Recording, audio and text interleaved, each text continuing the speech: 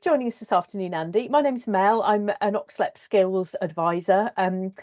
Could you start, please, by introducing yourself and your job role and where you work? Yeah, no problem. So I'm Andy Hemming. I'm assistant head at Chilworth House Upper School in Wheatley. I've been here now for 11 years.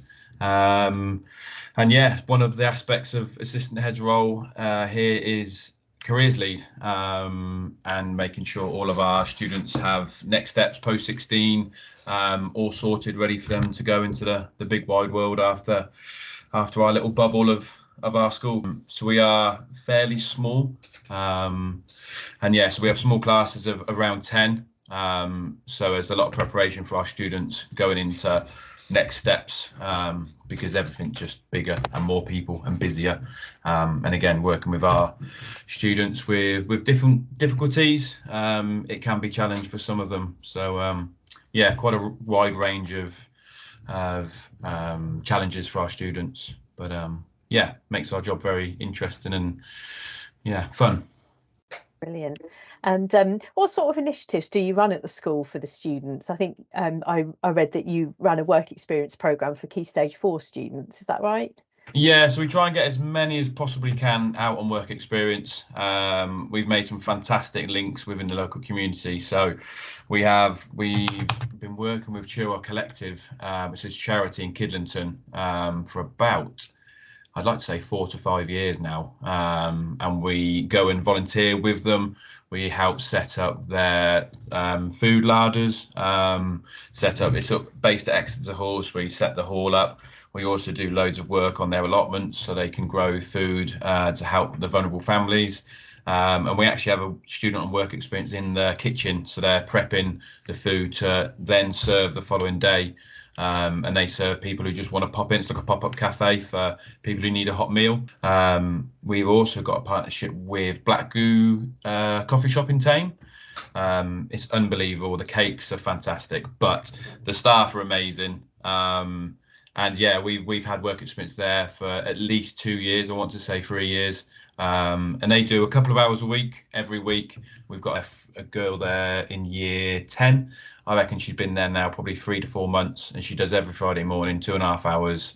And it's just a fantastic insight for her to see what the working world's all about, you know, improve her social, emotional, communicational skills, and just get a feel for things of what it could be leaving school. And we've just recently, the best way of explaining what we look from work experience is basically get them a placement, give them insight, and actually from that work experience, could there be an ending in it as well? So we've got a student in year 11 who just loves the outdoors, wants to work in all weathers and any weathers. He's not shy of hard work.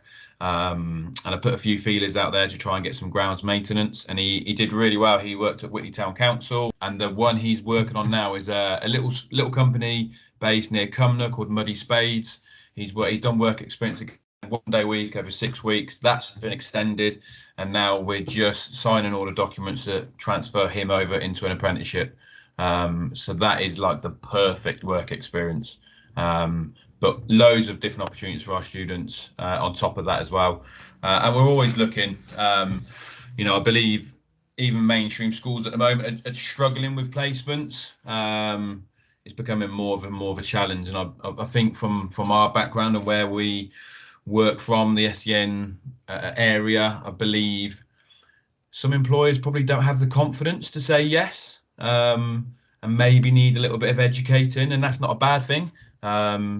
And, you know, we would love to go into companies and say, look, you know, our students can bring this to your company, this to your business, and really educate them and say, you know, you're going to make such an impact on our young people's lives. And again, I think some companies are too used to picking up the phone to someone saying, oh, can we get a work experience? And they think it's a week-long traditional, you know, placement. But actually, where we are so lucky and flexible, we can do 2 hours a day. We can drop them off, we can pick them up, and as soon as you kind of change that outlook for the companies, they go, oh, actually I can give 2 hours to a young person and give them all my time, because again, businesses are busy, they might not have the time, and it's a big commitment. So once they realize, actually, oh, a student for 2 hours a week over 4 weeks, isn't much for the company, but for us and the young people, it's amazing. It's amazing opportunities, and we would love more and more companies to get involved with us, and break down some barriers as well, because I do think people out there do need educating on our young people and give them a chance. And it does sound like it works really well both ways, because obviously it provides the students with that experience and that taste of the world of work, but also it's giving those companies a potential employee of the future. Yeah, absolutely. And I think, they might have quite an aging workforce, and it's thinking of how can we attract younger people into the workforce, and things like that. So, and our guys are committed.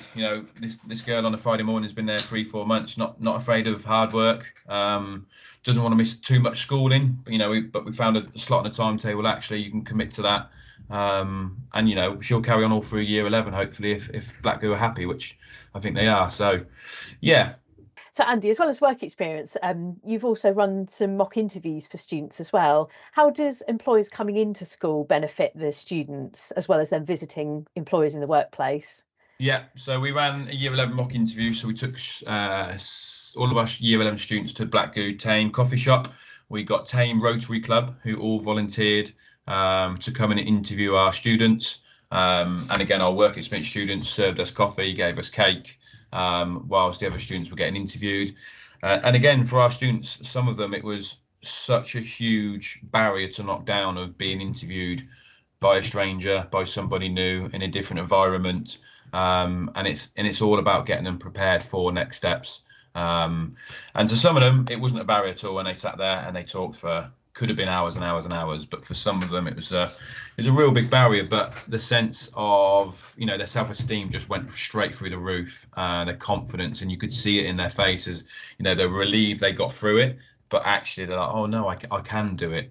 So that was really good. We recently done that, and we're going to roll it out hopefully before summer for the year 10s, and keep that sort of relationship going with Tame Rotary Club, because 5-6 people giving up their time to interview our students, again, it's so valuable to us. And then getting employees into school. Again, I think some of our students, we want to aspire our students, we need to get away of, you go to school, you go to college, you go and get a job, and actually that doesn't sound that appealing sometimes. And a lot of students, a lot of young people don't know what they want to do, and to think that they just pick one course at college and they're going to go and work in that field, it doesn't always work like that, and it doesn't have to work like that. So we just got to try and broaden their horizons and go and what this is out there. This is what you could do. There's not just signaled into one tunnel, giving them loads of different options. And our students work best by doing and being in the place and getting a feel for things. And we've just been to Dark and Taylor, who are a big electrician firm, and we went for a hands-on. So our students went for a bit of a PowerPoint, sort of understood the business and what they do, and then we had like a hands-on physical. They made a circuit and they made different lights and things like that. And again, the students come away from that and go, oh, okay, lots more understanding. And it gives them a little bit of focus, because again, with lots of different jobs, you do need minimum requirements of grades. And although for some of our students, grades aren't the most important thing, a bit of paper to say you've got a GCSE level 3 or 4, it's great, but is it the most important thing for our students? Most important thing for our students is making sure they feel safe, they've got options, they feel they belong to the community and be part of it. Fantastic, thanks Andy. And you've been nominated by your head teacher Michelle Johnson for the Careers Champion Award at the Oxfordshire Apprenticeship Awards 2023, in recognition of all that work, great stuff you're doing with the students to give them all those opportunities. So how did you feel when you found out that you've been nominated? It's always nice to be recognised, and I think some days in education it can be tough, and I think sometimes you forget about the good little bits you do. And of course, when you get recognised like that, you think, oh, actually we might make a difference to somebody, and we do help some people. And it's really good. I'm really happy, and obviously it's a part of my role. I'd love to have the whole job and do it all, but it's just part of our roles. We don't have a full-time job as a career advisor and things like that. So the fact that I've been nominated and it's a small part of my role, it feels good, doesn't it? It's nice. Yeah, it's nice. And I think one of the reasons that you were recognised for that as well is the work that you do with the SEND community. So could you tell us a little bit about that and how you kind of bring other schools together? Yeah, so I can't take all the glory for this one. So originally I got introduced to the Oxlet group, which Eleanor runs, and she's unbelievable. She does so much work, so many contacts. She's absolutely fantastic. So thank you, Eleanor. But I come up with the idea of a careers fair for SEN students. Every year for about 3 or 4 years, we would send our students to the NEC, which is a big careers fair. For a single year, you would be lucky to get to a stand. You'd be lucky to get and talk to somebody. They weren't local employers. It was really noisy, really busy, and were we getting anything out of it? And it just didn't really make sense. We were getting on a bus and going down there, coming back, and there was no meaningful conversations happening. So I kind of come up with the idea, run it past Eleanor, and she just grabbed it and run with it. So since then we've helped to get more businesses and companies involved, and hopefully it will grow each year. But it's aimed at all SEN schools within Oxfordshire, or as many as we can get there. We've made it really SEN friendly, so we have time slots.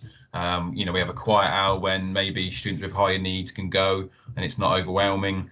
And it just caters for SEN kids, which I don't think there is one out there before. Again, it just gives our guys an insight. And actually, again, this is part of breaking down barriers and educating local employers of actually, no, our students can go and do that job. They have got the skills and the ability. And SEN is such a huge range. I think sometimes it can be, oh no, SEN needs, they're not ready for this job, or they can't do it. But they can, they really, really can. And it's just giving them the chance. But yeah, so that was really good, and it happens every October. And we're kind of have the idea of making a bigger mock interview as well, and get more employers there on a bigger stage with more SEN schools as well. But that's kind of in the pipelines. But hopefully around the corner that will happen. Fantastic, that's great. And just one final question, Andy. Do you think it's important that the work of careers leads is recognised at the Oxfordshire Apprenticeship Awards, just for their role in helping to inspire apprentices at the very, very start of their journey? Yeah, absolutely. Without careers leaders, potentially the opportunities won't be out there unless the parents are really forthcoming and research it. So much work that goes on in the background. Without that person helping, doing research and ringing, making the links, then things don't happen. I think it's really important. Obviously, I've looked through the other awards, and there's some amazing apprentices out there, but who does the work to get them there and giving them the opportunity? And I think we play a vital role in giving them access to what's out there. Fantastic. Thank you, Andy, and thank you for taking the time to talk to us today, and No good problem. luck in the Oxfordshire Apprenticeship Awards. Thank you very much.